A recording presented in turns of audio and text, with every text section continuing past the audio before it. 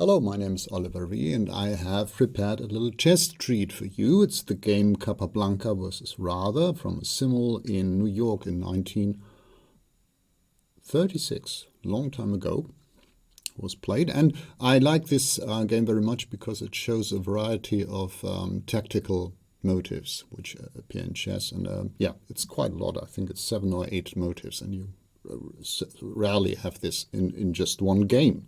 So it's kind of an all-in-one, so to speak. Castles was Capablanca's last move, and here black played the move bishop h3, which is called a deflection move. Black hopes to get to lure this bishop g2, this fianchetto bishop, away from defending the square f3, enabling him to play knight f3, a knight fork, picking up the queen on d2. So this is outruled. Capablanca, after bishop takes h3, played knight d4. And now best for black probably would have been to simply recapture on d4, but let's stick to the game. He played bishop takes g2, intending, of course, after king takes, then to take on d4, which would mean a plus pawn for black. But here, after bishop takes g2,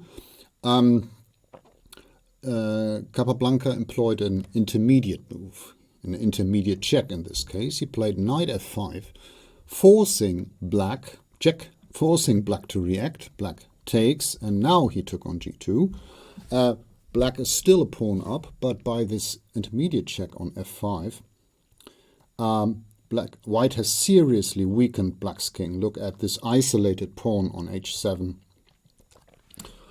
Just the arrows shows the way white is going to attack here, this exposed king. And now, okay, black, it was a simul after all. He didn't defend in the best way. He took on e4 now. Now, rook h1.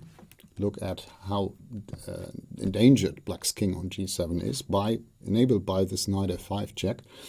Now came d5, and here white has two very attractive queen moves.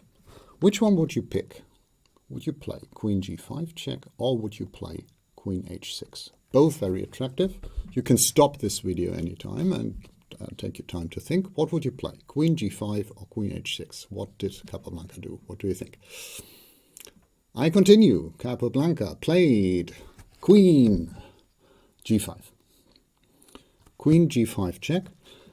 Queen h6 is very attractive. King g8. And now look at this knight on f6. It must guard the h-pawn. And if we as white, of course, if we get this knight away from f6, white would checkmate with queen takes h7.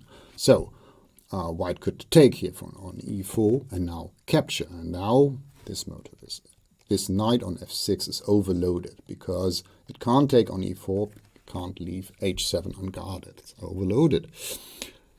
But in this position, black can counter with a motive called pin. Can play queen d5, pinning the knight. Can't move. The king's on g2. It's not allowed, against the rules. And this gives him the tempo to defend after f3, for example, with queen f5, protecting h7 and, well, keeping the position. That is why queen g5 is the better move. Queen g5 check, now king h8, and now what do you think Capablanca played now? What would you do in this position? You can pause again, and I continue. Capablanca played knight d5. And this is called decoy. Decoy meaning you want to get a piece to a square, and then you lure it there. And again, knight d5 does that. If black were to take with a knight here, white just checkmates on the h and g file. Black's king is completely exposed. This is checkmate. And if, like in the game, queen takes here, then again, this knight on f6, safely protecting d5, safely protecting h7, but this is two tasks for one piece, and this is one too much, and white wins with rook takes h7, and now black only has the choice between getting checkmated after king takes, check, This is checkmate, or giving the queen. I think this was the game. Yeah, this was the game. After queen takes d5, black resigned. One more motive to show after knight takes d5, very nice. Rook g8, hitting the white queen and hoping to get away with rook g7, protecting h7. Here white can play. What can he play? Knight f6. Knight f6. Just allowing black to take the queen. It's a very nice mate pattern with the knight and the rook. Has no square, it's checkmate. Knight takes f6, or yeah, if takes on f7, then again we have this line opener. Rook takes h7, followed by rook h1, checkmate. Capablanca's all in one. I hope you liked it. See you.